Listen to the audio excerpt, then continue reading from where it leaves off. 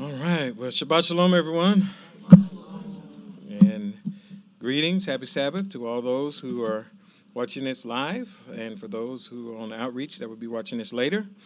And another heartfelt greetings on this Sabbath day. It's a beautiful Sabbath day, and we're here at the North Texas Fellowship of YHWH here in Irving, Texas. And it's just, as always, just a wonderful time to be able to meet and fellowship with Yahweh's people. I titled this message today, Roundabout, not the type of roundabout that you drive on, but we hope to make that clear within the second verse that I read, or second passage that I read, and then I'll explain why I thought about this and why I wanted to call this Roundabout. But let's just jump right into it. I want to read some passages in Scripture before I really start, making comments and kind of lay the foundation and set the groundwork here. So let's first go to Matthew chapter 13. Matthew 13. And we'll read 6 verses here, and we'll also read 6 verses in Mark. But let's start first with Matthew chapter 13, and we'll read the last 6 verses of that chapter. So Matthew chapter 13, and we're going to start in verse 53. Matthew 13, verse 53, and it says, "And it happened when Yeshua had finished these parables," because he was speaking, "he moved from there. And coming into his own country, he taught them in their synagogues, so that they were astonished and said, 'Where did this one get his wisdom, or this wisdom, and the powerful works? Is this not the son of the carpenter? His mother is called Miriam, and his brothers Jacob and Joseph and Simon and Judah. And are not his sisters all with us? From where did this one get all these things?' And they were offended," or they stumbled, "in him. But Yeshua said to them, 'There is no prophet who is mocked except in his own city and his own home.' And he did not many works of power there because of their unbelief." Let's go to Mark. And we see another retelling of this with just a few other details. So let's go there, Mark 6. And we're going to read the first 6 verses of Mark 6. Mark 6 in verse 1. And it says, "And he went out from there," meaning Yeshua, "and came to his fatherland, and his disciples followed him. And the Sabbath having come, he began to teach in the synagogue. And hearing, many were amazed, saying, 'From where came these things to this one? And what is the wisdom given to him, that even such works of power came through his hands? Is this one not the carpenter, the son of Miriam, the brother of Jacob and Joseph and Judah and Simon? And are not his sisters here with us?' And they were offended in him. And Yeshua said to them, 'There is no prophet who is dishonored except in his own city, and with his own kinsmen, in his own house.' And he could do no work of power there, except he performed healing on a few infirm ones, laying on his hands, or he laid his hands on them. And he marveled because of their unbelief. And he went," and this is where I get my title, "round about the villages in his circuit teaching." So he didn't do it there, but he went round about, or around them. Nehemiah chapter 4. I want you to think about that, and I'm going to read a couple of accounts. So the first one will be Nehemiah. Well, let's just make it easy and go in order. Let's go to Exodus chapter 1. Let's do that. Then we'll go to Nehemiah. Exodus chapter 1. Exodus chapter 1, and we're going to read 7 verses here. Exodus chapter 1, and let's start in verse 8. Exodus 1, verse 8 says, "And a new king arose over Egypt who had not known Joseph. And he said to his people, 'Behold, the people of the sons of Israel are many and stronger than we. Come, let us deal craftily towards them, lest they multiply. And it shall be that when war occurs, they will also add to our enemies, and will fight against us, and go up from the land.' And they put over them slave masters in order to afflict them with their burdens. And he built store cities for Pharaoh, Pithon and Ramses. And as much as they afflicted them, so much they multiplied, and so much they spread, and they were afraid before the sons of Israel. And Egypt made the sons of Israel to serve with harshness, and they made their lives bitter by hard service, in clay and in bricks, and in all works in the field, all their works which they made them do with harshness." Now let's go to Nehemiah chapter 4.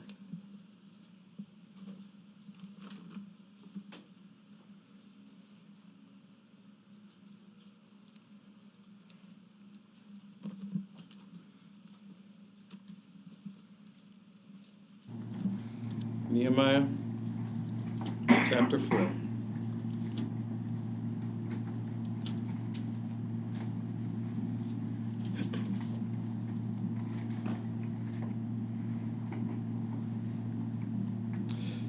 And of course, we know the account of Nehemiah. He was going to rebuild, Jerusalem, and so he's meeting a lot of opposition here. So Nehemiah chapter 4, verse 1, and it says, and it happened when Sanballat heard that we built the wall, he was angry, and it was greatly enraging to him, and he mocked the Jews. And he spoke before his brothers in the army of Samaria and said, what are these feeble Jews doing? Will they fortify themselves? Will they sacrifice? Will they make an end in a day? Will they bring to life the stones out of the heaps of the rubbish which are burned? And Tobiah the Ammonite was beside him, and he said, even that which they built, if a fox goes up, he will even break down their stone wall. O our sovereign, hear, for we are despised, and turn their curses on their own head, and give them for a prey in the land of captivity. And do not cover their iniquity, and do not let their sin be blotted out from before you, for they have provoked you to anger before the builders. So we built the wall, and all the wall was joined together to the half of it, for the people had a heart of work. Let's see. I want to read verse 7, and it says, and it happened when Sanballat and Tobiah and the Arabians and the Ammonites and the Ashdodites heard that repairing of the walls of Jerusalem had gone up, that the breaks were being closed up, it was very angering to them. And all of them conspired together to come and fight against Jerusalem and do harm to it.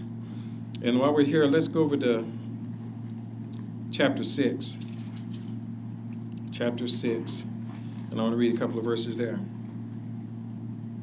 Chapter 6, starting verse 1, and it says, and it happened when it was heard by Sanballat, and Tobiah, and Geshem the Arabian, and to the rest of our enemies, that I had built the wall, and that no break was left in it though at the time I had not set up the doors on the gates.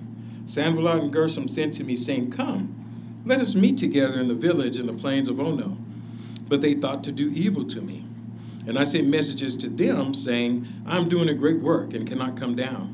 Why should the work cease while I leave it and come down to you? And they sent to me 4 times in this way, and I answered them in the same way.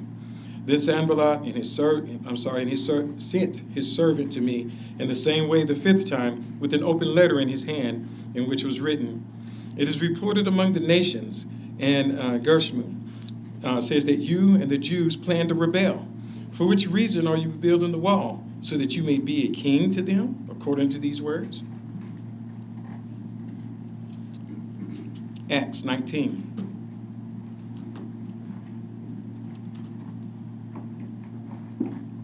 Acts chapter 19. And it should be pretty familiar to us. We just read it not too many weeks ago. And I just want to read a few verses here. In Acts 19,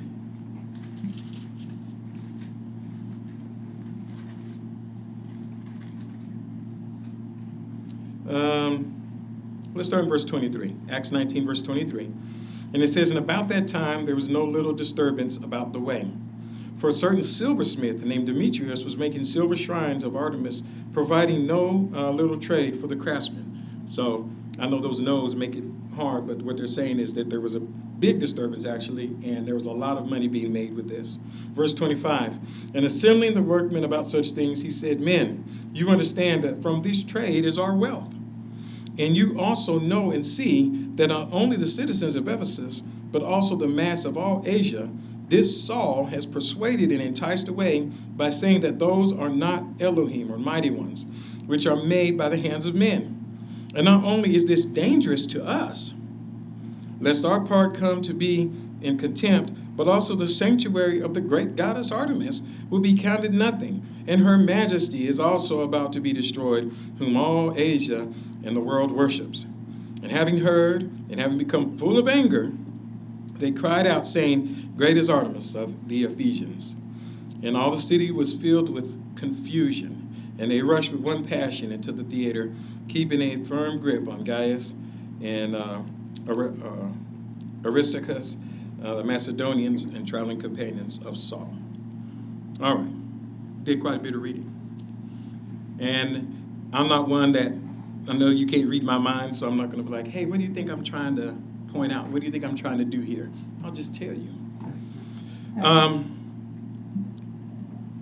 When I read these accounts, and I just use these as an examples, we have the Egyptians, they created a stir to justify them enslaving the Israelites.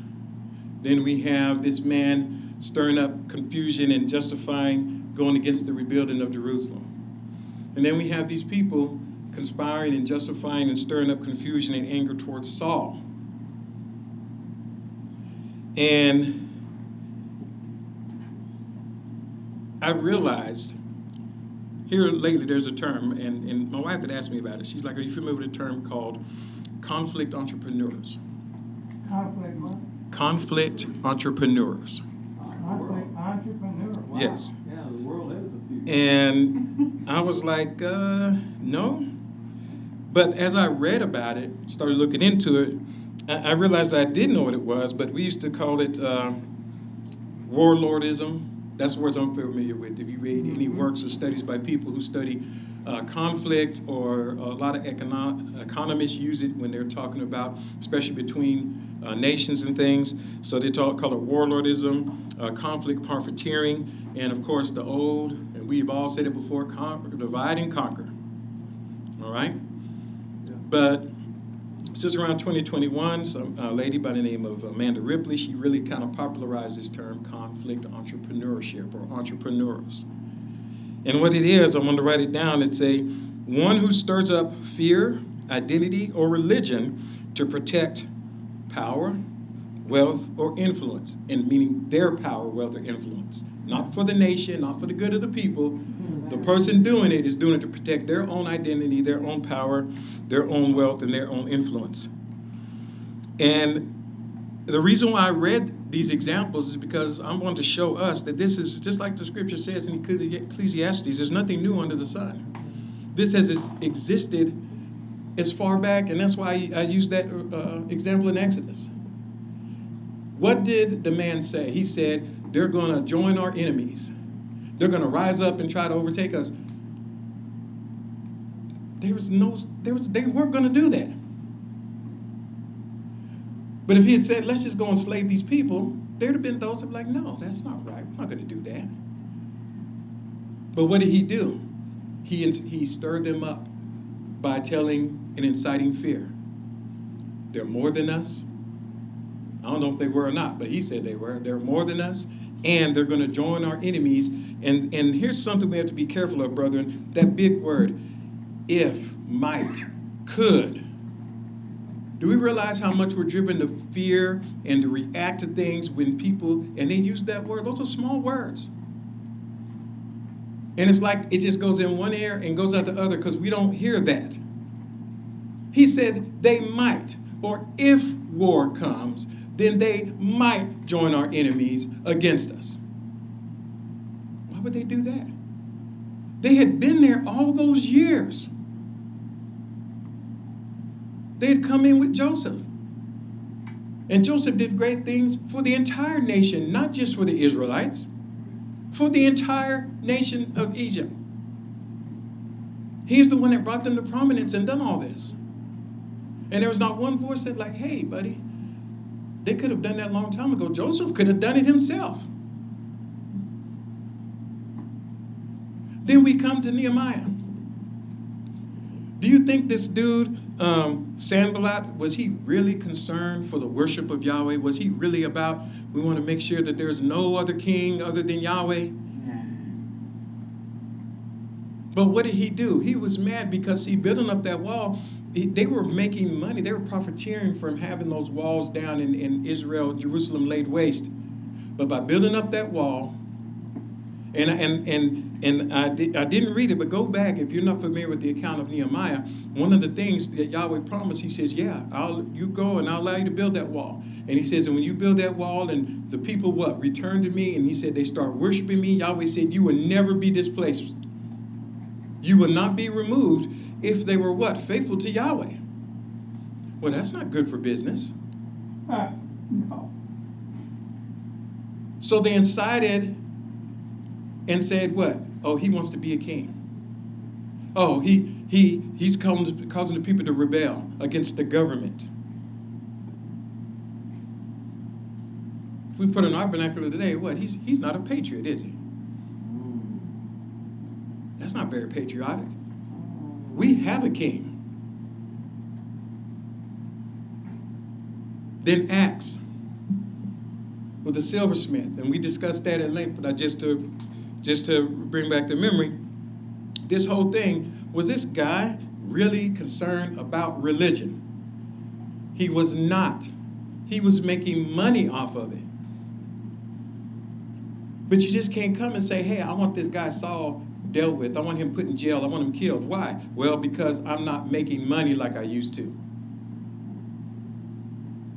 Even the greediest people in the world won't. They'll be like, you can't say that out loud. They might agree with you, but don't just put that out in public like that. But what? He got all the backing when he said, what? Oh, the religion. He's attacking the religion. And all of a sudden, the people got all bent out of shape. And yeah, let's go get this guy. And we say that right now. There's an attack on Christianity. There's an attack on belief. There's an attack on the Bible. Is there?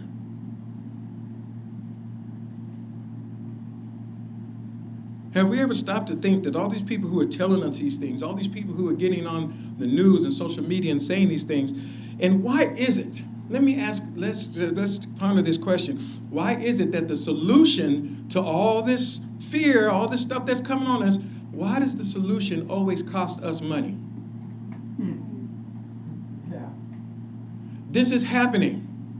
And we're leading the charge against it. If you just donate, if you just support our movement, if you join our church, brothers and sisters, joining church is not free. There's an admission price.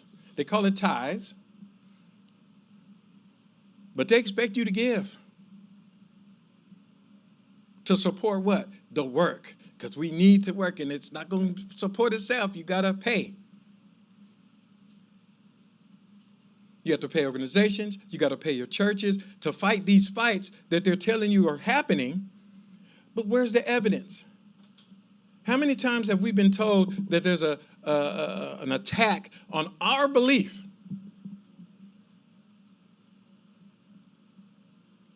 So you share with me, when has someone attacked you? Because I'm going to tell you right now, no one's attacked me for believing in Yahweh.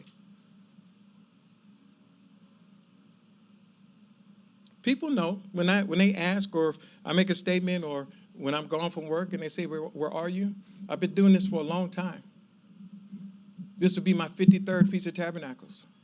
Since I've been working for the last 33 years that I've been in the workforce.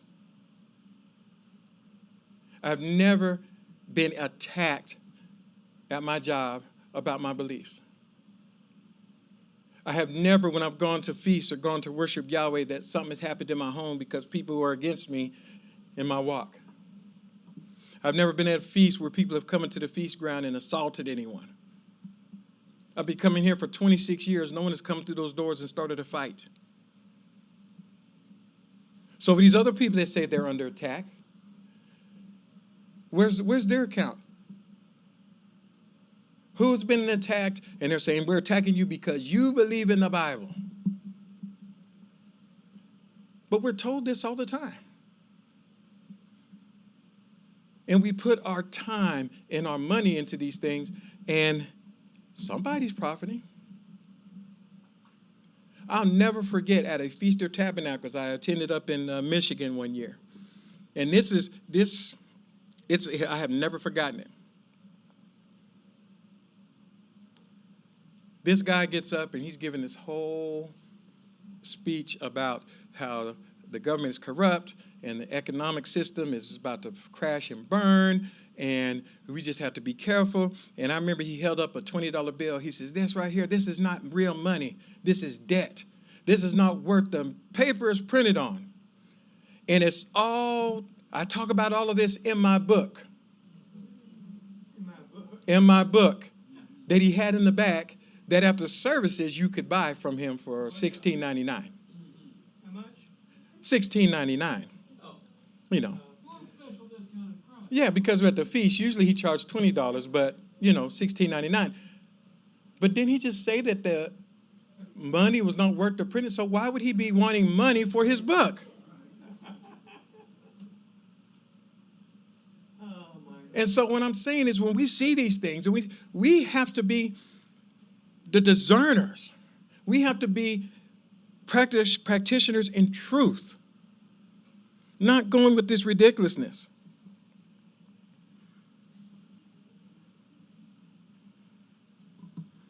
Yes, go ahead, Tom. I think about the irony of all this money that has been sent in support of military weapons to Israel, just that particular For instance, aspect right. alone. And yet, for years, I've been getting bombarded on my desktop, when I had one on my cell phone, that there's a group of people that are going to cause our own government to cause us to be headed, would be beheaded if we follow the Torah. But it's only for those that are strictly Jews, you may have heard this, that are eligible to be protected. The rest of them off with their heads. I've been hearing that for over 30 years. Right. Hadn't happened yet, and yet it's just imminent, supposedly just around the corner. It's right around the corner. There. Right. And we see it out in the world. We've read about it. You can look online. There's this thing called the doomsday clock, and they have this whole thing and metrics that moves the 1 minute or 1 second or whatever, one way or the other. For what? And people track that thing, and they look at it. But I don't see anywhere in Scripture when Yahweh sent his prophets where, watch out for what might happen, what could happen, no. You know what Yahweh did with Jeremiah? He said, you are going to captivity. You're going to be there for 70 years. Yeah. So you might as well get comfortable, build houses, get married, do whatever. You're going to be there. Here's what if came in, if you stay here and fight, you will die. That's definite. That's how Yahweh deals with us and his people. He tells us the truth. He tells us what it is. There's none of this might, could be. All this breeds doubt. And I say this because too many of us, we make decisions and we're bothered and it shows through our walk when we give into these things. Tino just read in Acts 22 and in 21. And if you look, the whole thing started when he read it, he alluded to it in 21. Remember, they were accusing him of all this stuff. Oh, you weren't sent, and oh, you're doing all these things. And so it started with a false accusation. What did they do? They started stirring up fear. It's going to affect you. This guy's bad news. And then that's why the guard said, is it true? You're an Egyptian? You're the man? You're the Egyptian that did this? And Saul said, well, I am a man. Where did that come from? Who? I mean, look, fake news, all those terms, it's not new. Saul was a Benjamite. He was a Benjamite. He's from the tribe of Israel. But somehow in there, he ends up being an Egyptian. Yeah. And then today, we'd have ran with that. We arrested this Egyptian today. He's going around stirring up things and trying to bring down Rome.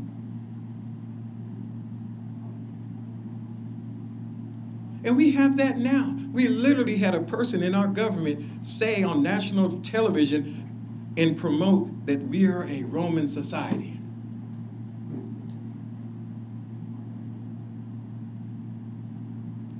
And a representative in our government. There's nothing new.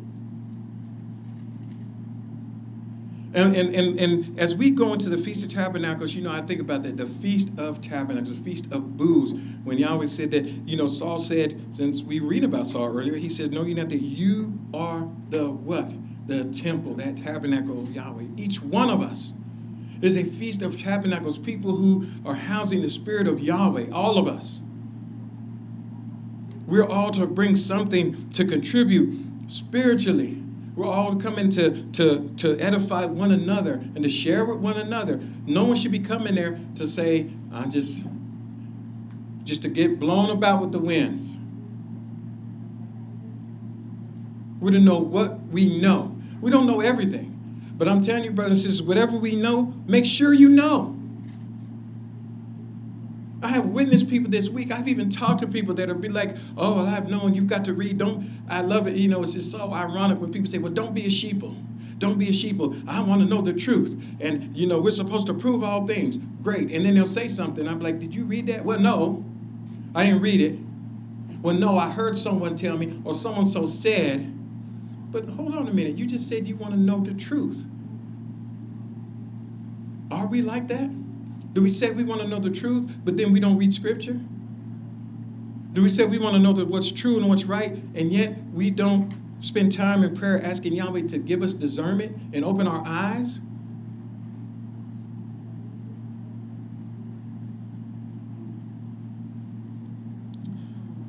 So what does Yahweh say about this? Let's go to Ezekiel. I want to read a verse there. Once again, and I thought it was interesting when I heard about these, when I became exposed to this term, in Ezekiel chapter 28. So basically you're talking about, conflict entrepreneurs, and it only works with people. You're doing it to manipulate people. You are working them. I don't like to be worked. I don't like to feel like people are trying to get me. Ezekiel chapter 28, and I'm starting verse 1. Ezekiel 28, verse 1, it sets the context. But I want you to pay attention to verse 5. Ezekiel 28, verse 1, it says, and the word of Yahweh was to me, saying, Son of man, say to the rulers of Tyre, so says the master of the sovereign Yahweh, because your heart is lifted up, and you have said, I am El. I sit in the seat of Yahweh, in the heart of on the heart of the seas. Yet you are a man, and not an El, though you give your heart as the heart of the sovereign. Behold, you are wiser than Daniel. Every one of the secret things are not hidden in you. With your wisdom and with your understanding, you have made riches for yourself. For yourself. How? And you have worked gold and silver into your treasuries. By your great wisdom and by your what? Trade, by your trafficking. You have multiplied your riches, and your heart is lifted up because of your riches. So the sovereign Yahweh says this, because you have given your heart as the heart of the sovereign Yahweh. Behold, I will bring on you awesome strangers of the nations, and they shall draw their swords against the beauty of your wisdom and will profane your splendor. They will cause you to go down to the pit, and you shall die the death of the slain in the heart of the seas. Will you say then, I am a mighty one before him who strikes you? But you are a man, and not an El, or not El, in the hands of him who kills you. But in verse 5, it says, by your trade, you have done these things. I'm gonna read another verse. Let's stay in Ezekiel 28. Let's jump down to verse 16. Ezekiel 28:16, he's continuing on. He says, because or by the multitude of your trade or your trafficking, some say merchandising, they filled your midst with violence, and you sinned. So I cast you profane down or from the mountain of Yahweh, and I destroyed you, O covering cherub, from among the stones of fire. Your heart was lifted up because of your beauty. You corrupted your wisdom because of your splendor. I have cast you to the earth, and I will put you before kings, that they may see you. Verse 18, by the host, again he says this, of your iniquities, by the iniquity of your trade, trafficking, merchandising, you have defiled your holy places. So I brought a fire from your midst, and it shall devour you. And I will give you for ashes on the earth in the sight of all who see you. All who know you among the people shall be appalled at you. You shall be terrors, and you will not be forever. The word of Yahweh was to me, saying, Son of man, set your face against Sidon and prophesy against her, and say, So says the sovereign Yahweh, Behold, I'm against you, O Sidon, and I will be magnified in your midst. And they shall know that I am Yahweh, when I have done judgment in her, and shall be sanctified or set apart by her. I will send a plague into her, and blood into her streets, and the slain will fall in the midst by the sword on her from all around, and they shall know that I am Yahweh. And there will not be a prickling briar or painful thorn to the house of Israel any more from all who surround them, those who hate them, and they shall know that I am the sovereign, or the sovereign Yahweh. It's interested in just that, and I read around it just for a little context, but in those verses, 3 times he talks about that. And I'll use our term in their entrepreneurship, in their trade, in their trafficking, in their merchandising, and Yahweh's against this. And how do they do that? Every time you read in Scripture when people do this, it is by inciting conflict. It's not always fear, just conflict. Us against them. Why is it that so many people feel that when other people do well or succeed, that's somehow taken from you? The only way that someone can succeed is if they take from you. That's not true. That's not true. Hebrews 2:10 and 11, what does it say? That Yahshua wants more like him. He wants us to come up to be like him. That doesn't diminish Yahshua at all. So why do we think that? Why do we think that no one can make it unless we lose something? Who is the author of that? And we are reading this all throughout Scripture. These people who generate that conflict, who generate that doubt and that fear, that's how they get you. Well, if that happens, you're going to miss out. That happens in the churches. Oh, if we let them speak or get up, they're going to take away the congregation. They're going to lead them somewhere else. What? We don't belong to one another. We belong to Yahweh. That's who we belong to. I had never had anyone explain to me, and I've heard sometimes they're going to get in and take over. What does that mean? Take over what?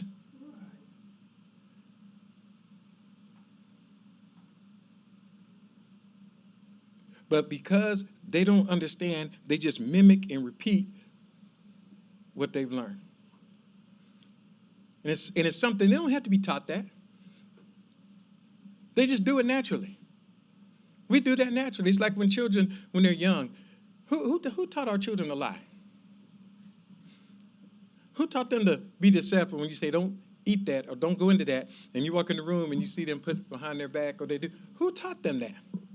We don't have to teach them that. We got to teach them to brush their teeth, to get dressed, to comb their hair. We got to teach them all the good habits, and it's practice and it's routine. But man, that deception, experts day one. And guess what? We're the same way.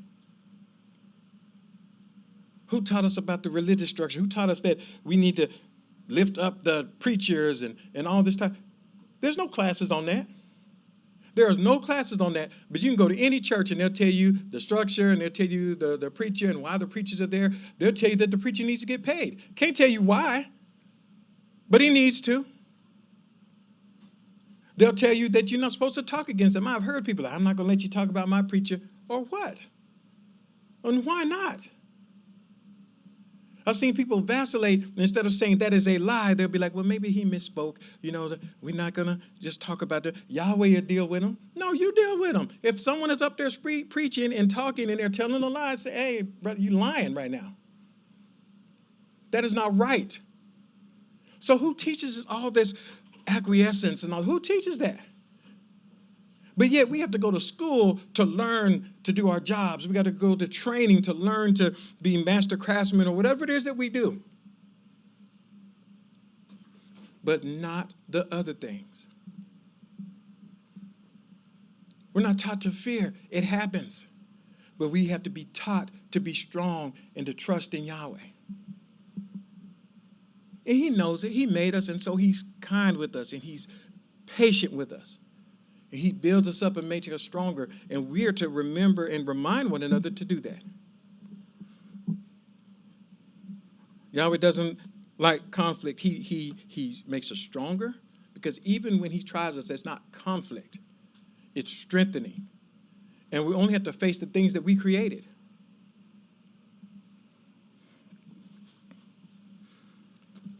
All right, we're going to read a few verses here, so get your fingers ready. First, we're going to go to Proverbs 6. Proverbs 6.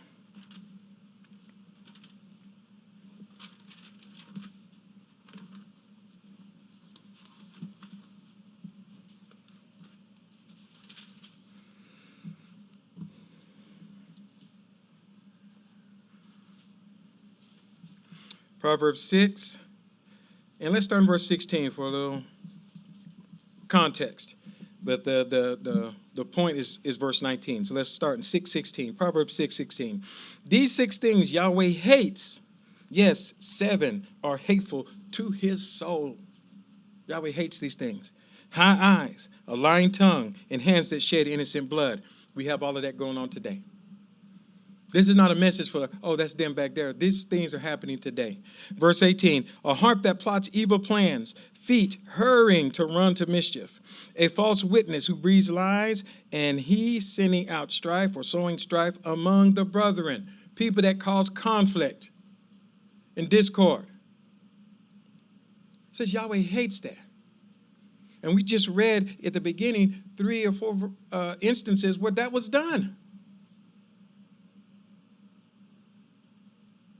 And too many of us peddle in that. Too many congregations, that's what they peddle in that. When you look at all the congregations that are out there, and everyone has their leader and why they can't meet with their other brethren. Why? Where's the ones that are saying, no, we need to be of one mind and one accord? If you mean distance, because of distance, I get that. I'm not talking about that. But literally, I know a town where people are like almost walking distance of each other and won't meet. They have 2 separate congregations. And to make it even worse, most of them are related to each other. But yet we're going to sit up and talk about being in Yahweh? How can that be? We've read it in John. How can you say you love Yahweh and hate your brother, whom you do see?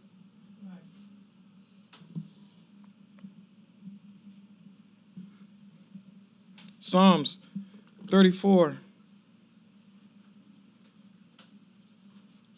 Psalms 34. David's encouraging us. Psalms 34, verse 14 says, turn from evil and do good, and do what? Seek peace and pursue it. Seek peace and pursue it. Are we mindful to seek reconciliation? Once again, we are to be reconciled with the Father, and in doing so, our brethren, because they are Yahweh's children. If I can't be mad at Tino, he's Yahweh's son. And if I'm to be reconciled with my Father through the shed blood of Yahshua Messiah, I have to be reconciled to my brother and to my sisters. Romans 12. Romans 12. So we have that with David, and in Romans 12, Saul says something very similar. Romans 12, and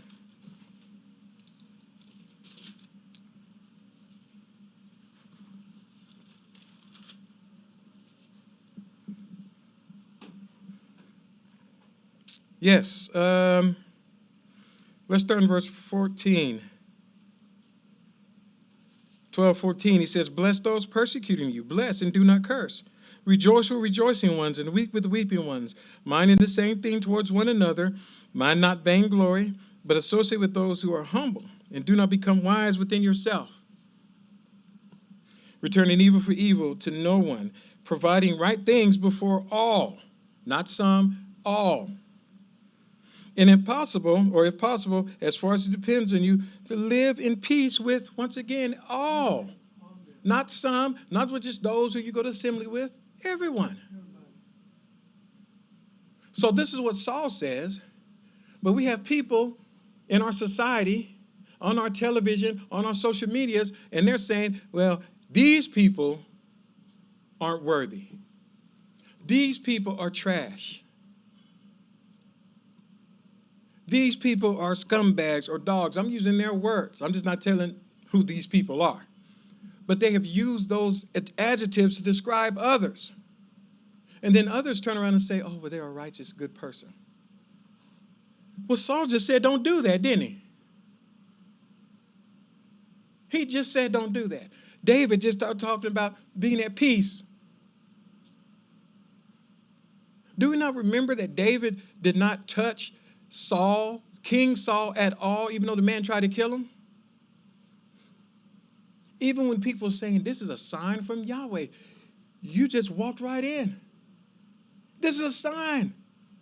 And if you don't want to do it, we'll kill him. And David said no.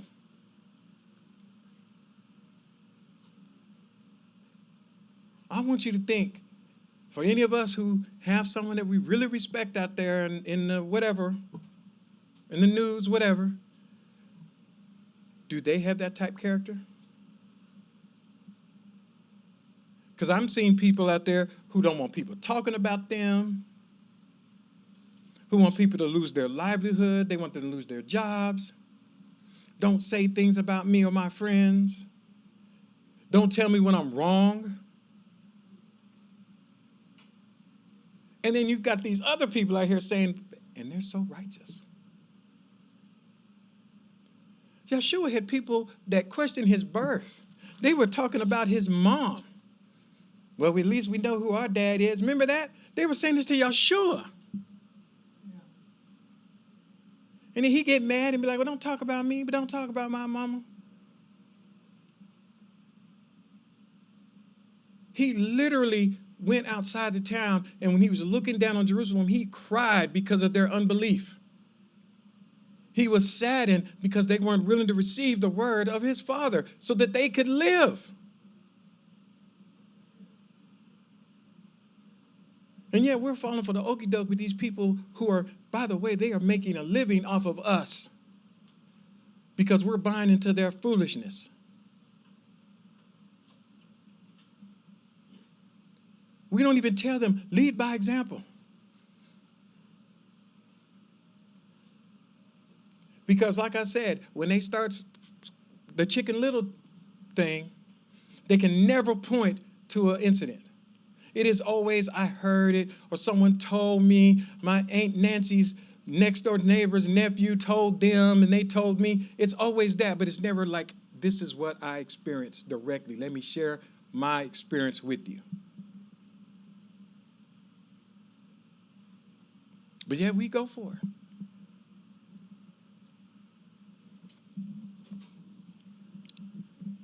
Philippians 2. Let's read some more words of encouragement. Philippians 2.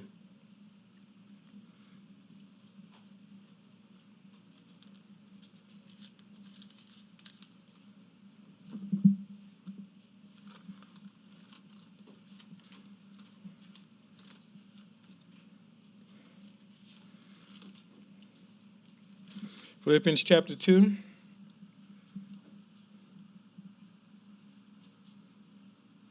And we're familiar with it, so I only read just to verse 3. Philippians 2, verse 1 says, so then, if there's any comfort in Messiah, if any consolation of love, if any fellowship of the Spirit, if any mercies and compassion, complete my joy by being in one accord, in one love, in one soul, in one mind, doing nothing according to strife. That's the first thing out of his mouth. Don't do anything according to strife or what? Self-glory. But in humility, and let each one regard his neighbor as better than himself. That is the opposite of conflict. That is the opposite of division among the brethren or discord.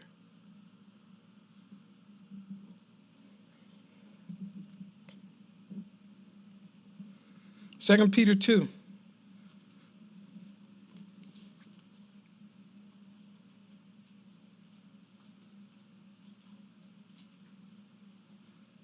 Because all those things you're always talking about, the vainglory and all that, that's the opposite. These people create conflicts because they want to benefit. It's for their interest. It's for their greed, and Yahweh's against that. 2 Peter chapter 2, and let's start in verse 1. 2 Peter chapter 2, verse 1 says, "But false prophets were also among the people, as also false teachers will be among you, and will secretly bring in destructive heresies, denying the master who brought them, bringing swift destruction on themselves. And many will follow their destructive ways, by whom the way of truth will be evil spoken of. And by covetousness, with well-turned words, they will use you for gain." Isn't that the same thing we read in Ezekiel about being by the trade, the merchandising? They will use you for gain. That's what these conflict entrepreneurs do, literally. "For whom judgment from the very beginning has not ceased, and their destruction is always active." 1 Timothy 6, we're familiar with this one, but I won't try to quote it from memory. Let's just read it. 1 Timothy 6.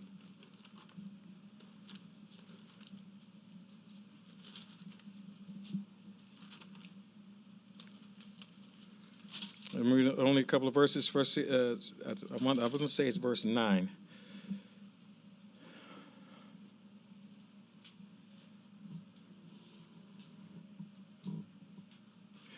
Let's start in verse 7. 1 Timothy 6, 7. "For we have brought nothing into this world, and it is plain that neither can we carry anything out." That is the truth. But for some reason, people think they're going to live forever, or that they're going to, I don't know what it is. This is the truth of the matter. In verse 8, he says, "But having food and clothing, let us be satisfied with these. But those purposing to be rich fall into temptation and a snare." If that is your goal, don't get me wrong. There is nothing wrong with having money. There's nothing wrong with making a good living for yourself. If you've got an inheritance, I'm not saying go give it away. If you've got a good job, don't quit your job. Because I have realized, I have made the assumption that when I say things that people take what I say, but I have learned that, and you've probably had the same thing happen to you. You'll make a statement and someone says, "Oh, so I got to get rid of all my money then?" Well, no, I didn't say that. I'm just saying what he says here. "Oh, so I got to do this?" No, I'm not saying that either. But we have people, that's exactly where they go. Because that's what their mind is. Because I don't know. I don't know the psychology behind it. But I'm not saying that at all. There was nothing wrong. We know that Job had possessions. Abraham had lots of money and possessions and things. There are people in the scripture who had wealth. Solomon. It is not about what we have, what we're doing. It is how we use it and the spirit within us in thinking on those things. So he says, if you're purposing to be rich, you're going after that, you will fall into temptation and a snare and many foolish and hurtful lusts, which plunge men into ruin and destruction. You're setting yourself up. We set ourselves up to get played and to get destroyed if that's our goal. That's why in the writings when Yeshua said what? Seek ye first the kingdom of Yahweh, and then these other things will come.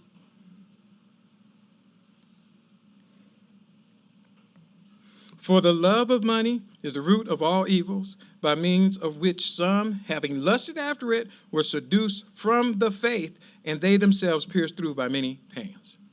Yes, Tom. In the original that I've researched over years, it says the love of money, so that's qualified, not the money. Right, the love of it. It's the covetousness of yes. it. And then we see is the root of all evil. And the original says it's a root. A root. It's not the only root of evil. Thank you for pointing that out. It is a root. It's not the only root. Thank you, Tom, for pointing that out. Ephesians 4. Tom is absolutely right. Ephesians 4. 4:13. And I'm starting verse 13. I really kind of want to focus on 15, but I want to provide context. Ephesians 4, verse 13, and I'm breaking in a thought here, and he says, until we all come to the unity of the faith and of the full knowledge of the Son of Yahweh, to a full-grown man, to the measure of the stature of the fullness of Messiah, so that we may no longer be children being blown and carried about by every wind of false doctrine of men. Dogma, the teachings of men. He said, we don't be blown around by the false teachings of men who through their craftiness are very skillful in deceiving the people. But speaking the truth in love, that's how we're supposed to do it. We may grow up into him in all things, who is the head, the Messiah. It is through him that the whole body is closely framed together and united at all joints according to the gift that is imparted by measure to each member for the guidance and control of the body in order to complete the edifying of the body in love. There's that word again. Therefore, I say to you and testify in the Master that you no longer walk even as also the rest of the nations walk in the vanity of their mind, having been darkened by their intellect, being alienated from the life of Yahweh because they have no knowledge, which is because of the hardness of their heart, who having cast off all feeling, surrendered themselves up to the lust and to the practice of all uncleanness with a desire for more and more. And that's what it is. They're never satisfied. Never satisfied.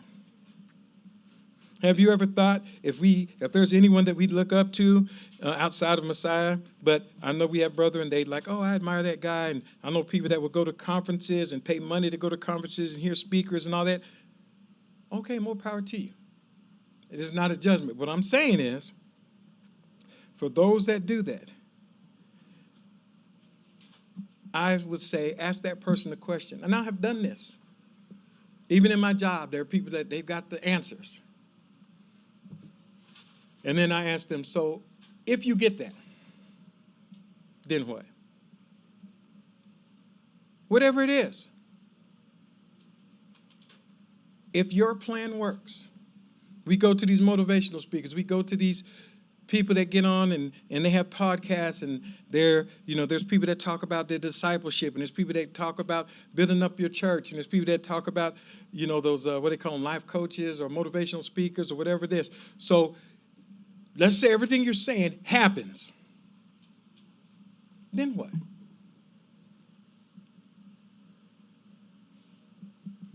They don't have an answer.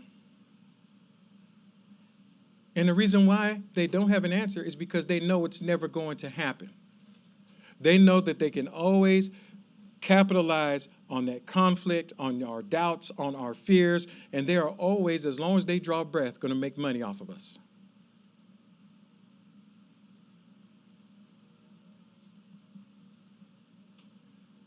When I've heard ministers say, the only reason why I'm up here, the only reason why I'm running this church is because there's just no one else out there preaching the truth. But amazingly, they can never find anyone out there preaching the truth. And so when you ask them, so let me be clear. Does this mean you're the only one in the world preaching the truth of Yahweh?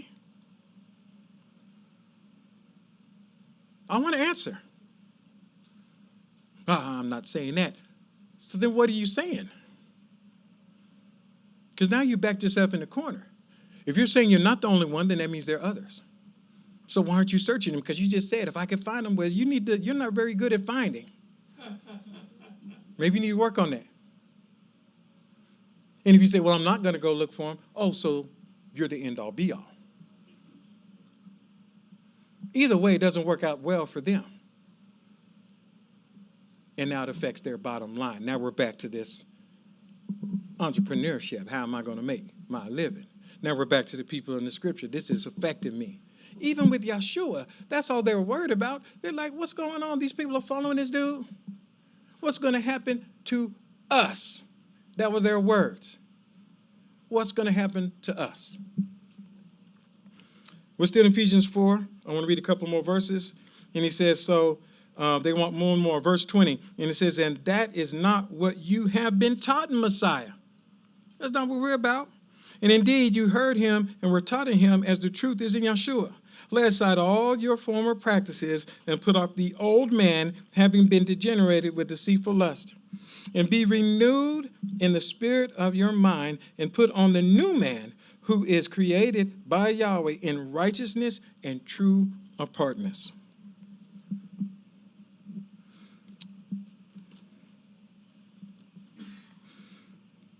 Galatians 6. There's just one verse I want to read here. Galatians 6, I believe it's 1. Galatians 6:1. Brothers, if a man among you goes before you in error, you who are in the Spirit, restore him by the spirit of gentleness. Gentleness, and how? And beware lest temptation also comes upon you. All these people we watch on television, how many of them have said, hey, y'all, he's having a rough go. He's having a rough go. Let's put our arms around him. Let's love him. Let's bring him up. Let's restore. It says restore him in gentleness. Have any of you seen that? I have not. And like I said, I don't know all things. I don't see all things. So I have not witnessed it. Have y'all? Has any of y'all?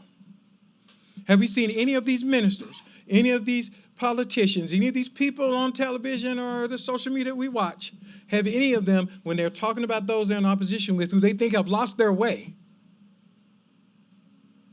have they said that? Have they said, let's pray for them, let's bring them up, let's go talk to this brother, let's go talk to this sister? Oh, good. Daniel saw it? Tell me when. I really, this is not a challenge, but I want to know. That's hopeful. Oh, okay, good. Daniel's talking about Ezra Gallimore. He said he saw that. Well, praise Yahweh for that. We need more of that. Because what I've seen when I get on the internet or when I get on television is they call the person names. They mock them. We've seen that. They give them nicknames.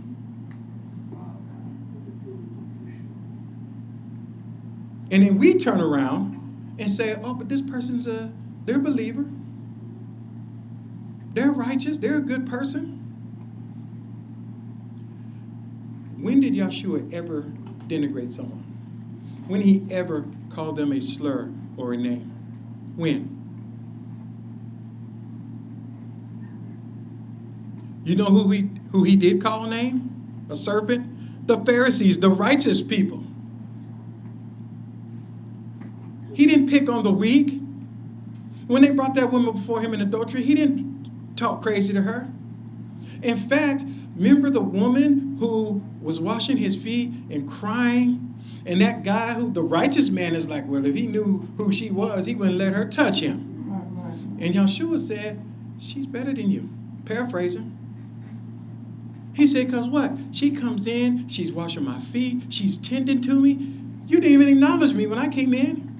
You say I'm the Messiah, but you just treat me like anyone. She loves me.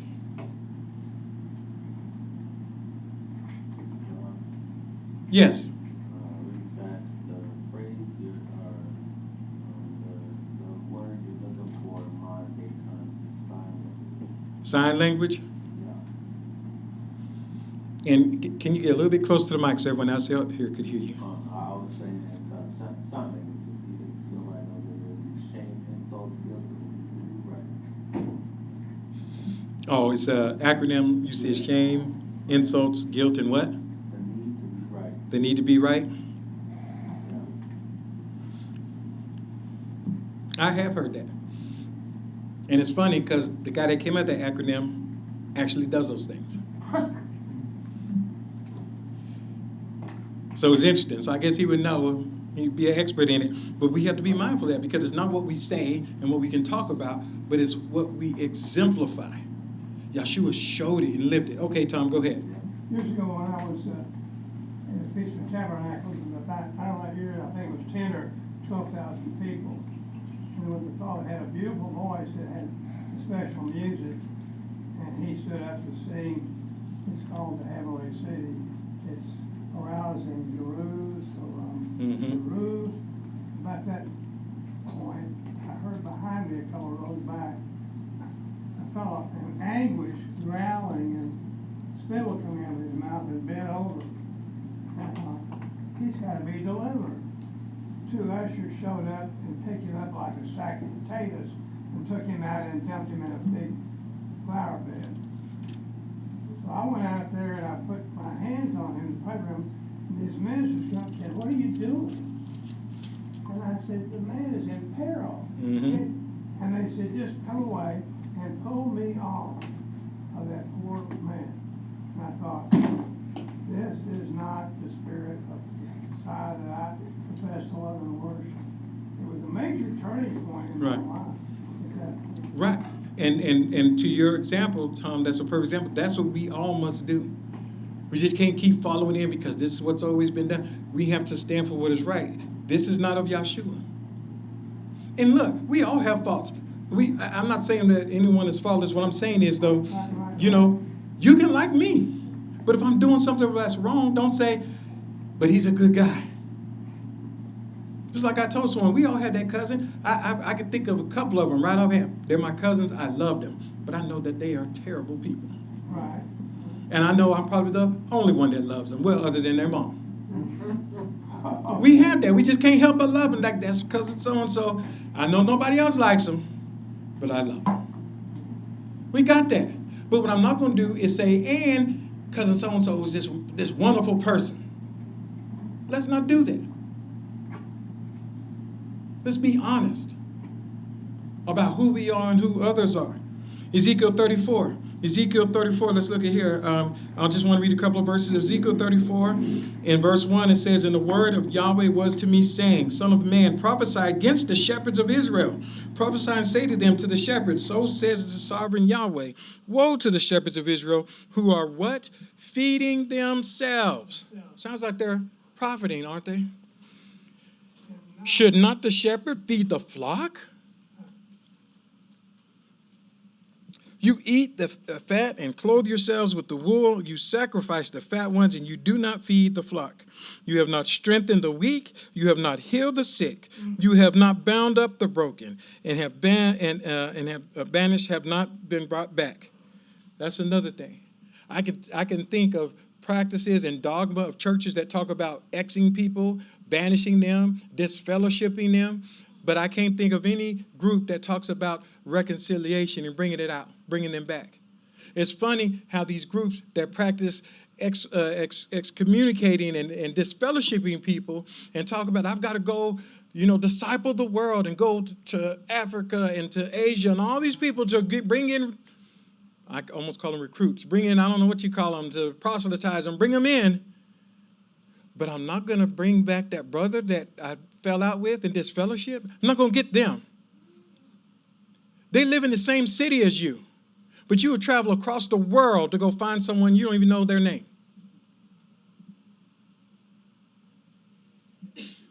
He says, you haven't brought back those who have been banished. You have not sought the lost, but you ruled them with force and with harshness. This is what Yahweh is talking about. Let's not make it easy for these individuals that practice it and just fall right in and follow them and believe them.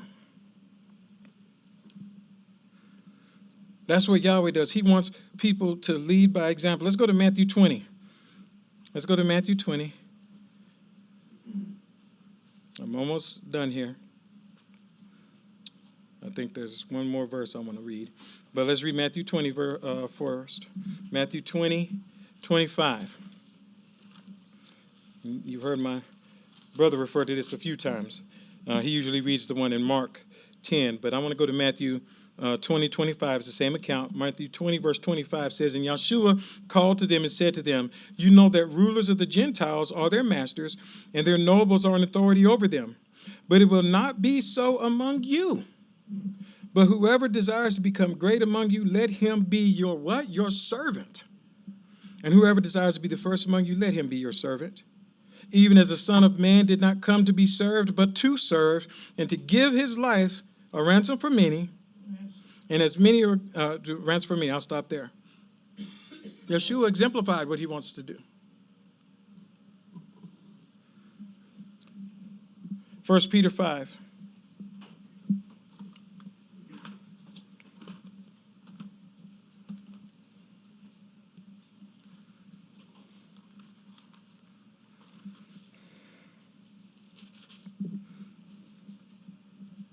First Peter 5.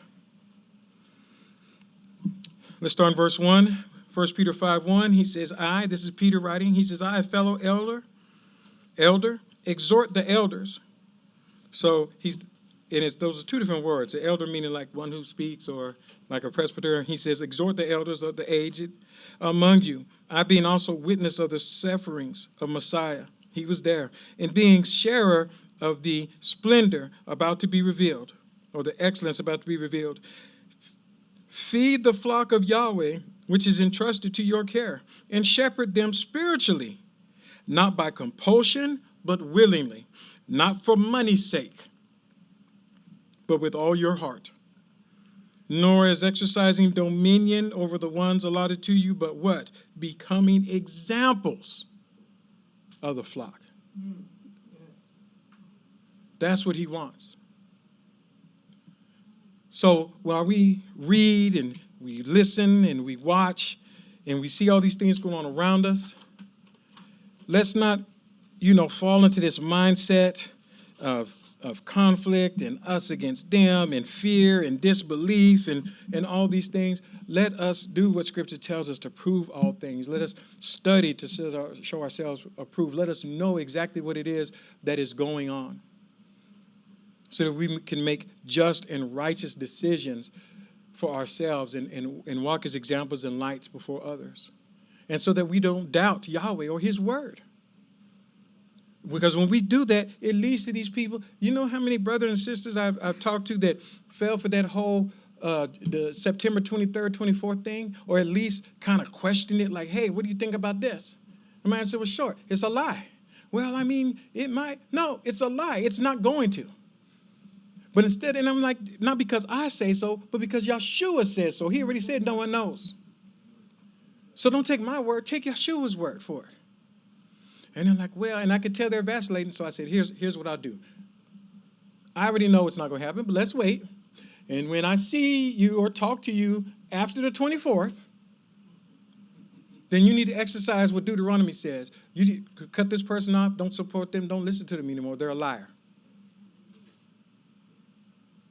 Because that's the type of thing, the conflict and confusion that these entrepreneurs do. That's what they do, and they benefit. It's not they're just doing it for no reason. They get something out of it. When I looked at that, the number of people that were watching that foolishness when he was doing all that. And he sounded smart, too. He spoke with authority, and he used big words. But he's a liar.